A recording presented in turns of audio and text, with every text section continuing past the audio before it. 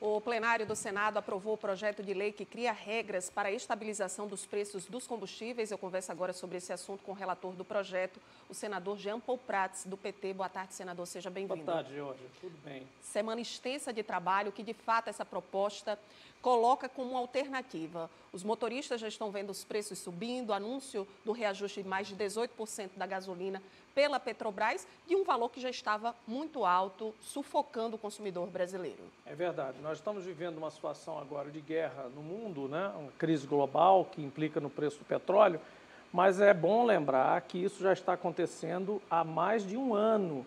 Nós estamos tendo uma alta sustentada dos preços dos combustíveis e do petróleo no mundo em função da retomada econômica depois do Covid. Então, você teve um Covid, parou todo mundo, de repente o mundo todo para ao mesmo tempo, mas a retomada ela é gradual, cada país no seu ritmo, cada cidade no seu ritmo, algumas tiveram repiques.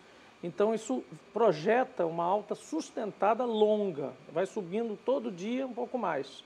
E isso já estava existindo e já estava penalizando os brasileiros. Em abril do ano passado, nós elaboramos um projeto de lei pela bancada do Partido dos Trabalhadores no Senado e começamos a tramitar. Como na época ainda não estava, o assunto não estava muito quente, ficou ali dormitando e tal, até que chegou em novembro, deu uma crise realmente de preços bastante aprofundada, véspera ali do Natal, Ano Novo também.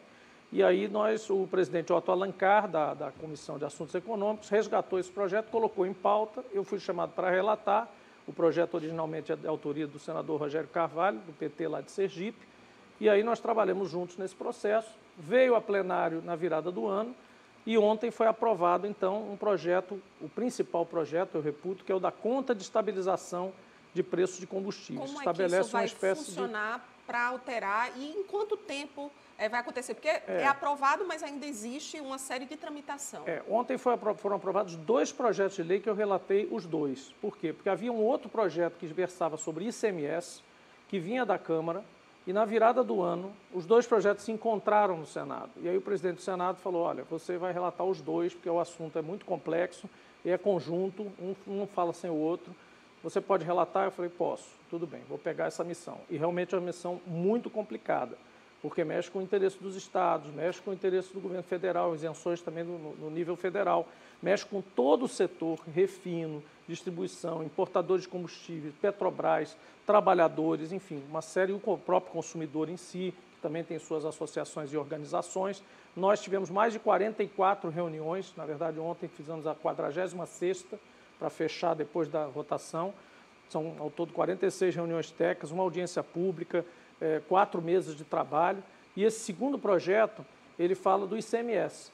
E o primeiro fala da conta de estabilização, que funciona da seguinte forma. É um colchão de amortecimento que se forma, né? O preço de referência passa a ser uma banda alta e uma banda baixa.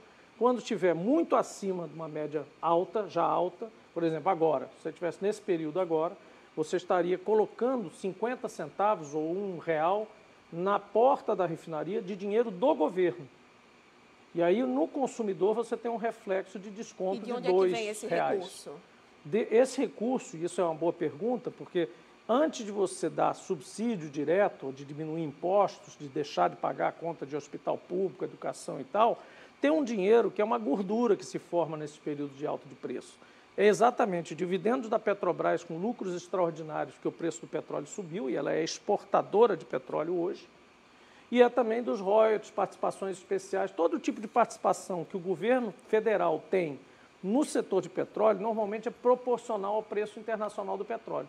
Se o preço internacional do petróleo dispara, esses montantes disparam também. Ano passado foi recorde de arrecadação de royalties, por exemplo, 77 ou 78 bilhões de reais. Esse ano a previsão é que seja maior ainda. Então, esses dinheiros são exatamente para isso. Eles não são esperados pelo orçamento, ele é uma coisa inesperada, é um lucro extraordinário que o governo acaba oferindo.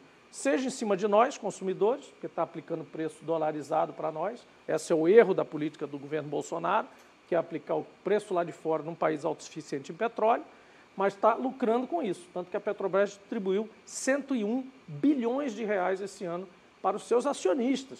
Fora que ficou lá, que foi um pouquinho, mas mesmo assim ainda ficou uma sobrinha lá para eles reinvestirem, o que também é errado, aqui diga-se de passagem, né? porque pegaram todo o lucro da Petrobras praticamente e dividiram para os acionistas privados e para o governo. Ora, o que a gente fez nessa conta?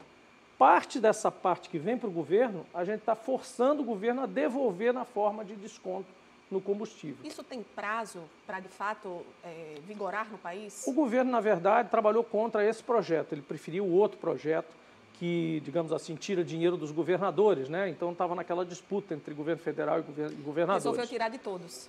Aí o trabalho da relatoria não é só mexer no projeto de lei, é negociar todos esses encontros para que os dois projetos caminhassem juntos.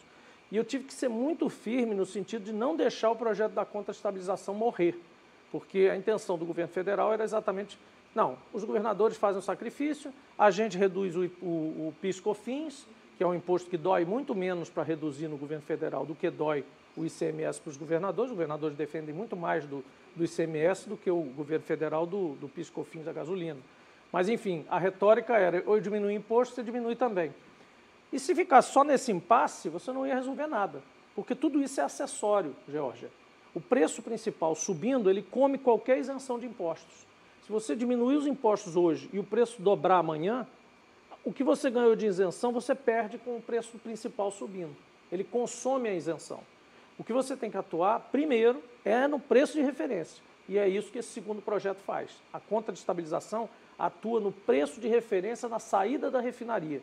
Ela coloca lá 50 centavos, por exemplo, por litro do governo federal, do lucro da Petrobras ou do lucro do petróleo. Isso deve reduzir quanto na bomba?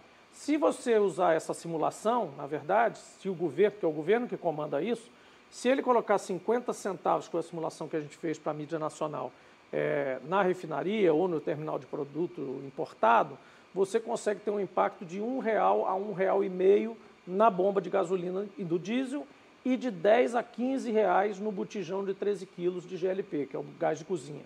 Então você tem um impacto razoável. Para isso você deveria gastar em torno de 24 bilhões de reais, não é pouco dinheiro, mas é dinheiro do lucro extraordinário que o governo ganhou justamente por conta do petróleo alto, por isso que é justo.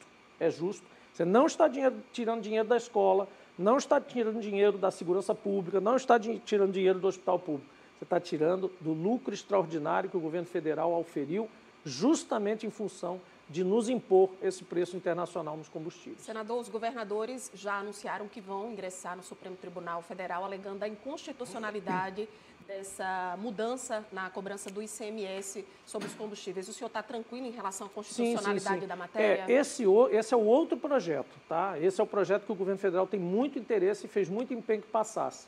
Tanto que ontem, na Câmara, à noite, foi votado este projeto... Esse é o terceiro projeto. Não, esse é o segundo, é o do ICMS. É esse mesmo. O do ICMS é de iniciativa da Câmara, veio ao Senado, nós relatamos em conjunto com o da Conta, e ele voltou para a Câmara, ontem mesmo foi votado na Câmara. Então, em tese, o presidente pode promulgar essa semana que entra, agora, segunda-feira, e eles já podem baixar impostos. Esse outro projeto, ele é simplesmente do seguinte, baixar impostos federais e estaduais. Os governadores, como estão contrariados com essa imposição, porque eles consideram que isso é uma invasão na autonomia deles, eles alegam que podem entrar, judicializar o caso e pedir ao Supremo para dizer, olha, essa lei não vale porque os governadores têm a prerrogativa de decidir quanto colocam nas alíquotas. Ocorre que o trabalho que nós fizemos de relatoria retirou a componente inconstitucionalidade. O projeto, quando veio da Câmara, realmente era muito inconstitucional, era super inconstitucional. Ele mandava os governadores reduzirem e dizia quanto era a tarifa e dava prazo, era tipo um ultimato para os governadores. Isso é totalmente inconstitucional. Nós colocamos opções. Tudo que está lá são opções de trabalho, como se fosse uma caixa de ferramentas para eles trabalharem. E eles optam por congelar a alíquota em reais por litro ao invés de percentual ou aplicar o preço dos últimos 60 meses, ou seja, 5 anos, pegando 3 anos de normalidade de preço, um de baixa e um de alta. Então, é uma coisa mais ou menos justa, de acordo com a média dos últimos 5 anos. Isso apenas para o diesel, essa questão dos 60 meses, só para o diesel e só até o final do ano. Ele tem outra opção, que é converter tudo em reais por litro agora, que está na alta, e não perder tanto. Então, é como se fosse uma indução para que eles façam esse processo. Não é inconstitucional, enfim, em tese. Senador, toda essa dedicação, o trabalho técnico que o senhor tem desenvolvido, neste momento de decisão política, o senhor acredita que o credencia a permanecer na chapa principal da governadora Fátima Bezerra como pré-candidata ao Senado Federal? Georgia, eu acho que eu estou credenciado, me considero credenciado pelo trabalho que tenho feito. Nacionalmente esse reconhecimento existe, no Estado às vezes é um pouco mais difícil, porque a gente tem muito pouco acesso, e eu sempre agradeço quando venho aqui, porque são canais que nos abrem espaço para explicar coisas técnicas, coisas que são importantes para o Rio Grande do Norte, onde a gente coloca o Rio Grande do Norte de frente para o Brasil, decidindo coisas importantes para o Brasil. Há uma tendência sempre de desvalorizar um pouco o que os norte-riograndenses fazem nacionalmente, né? Na própria terra a gente às vezes é vítima disso. Eu, ainda mais que não nasci aqui, mas que adotei o Estado há mais de 20 anos, ainda sofro um pouco com essa memória meio fragilizada, né, em relação a isso. Mas eu acho que me credenciei ao longo do tempo. Eu fui secretário de Energia do Estado, faço parte do mundo político há algum tempo, não tanta visibilidade quanto gostaria, mas agora no Senado sim. Agora, essas coisas não se decidem sozinho, né? Então, isso é uma decisão partidária, é uma decisão de alianças, é uma decisão também que tem que ter vindo de um contexto. Eu digo o seguinte, eu estou preparado e me considero apto e credenciado para continuar desempenhando esse papel durante 8 anos dentro de um governo novo, né? Vai ser, de qualquer forma, renovado. Mas quem vai decidir é o mundo político, principalmente o mais próximo de nós. Muito obrigada, senador. Uma boa tarde. Obrigado, Georgia. Obrigado a todos.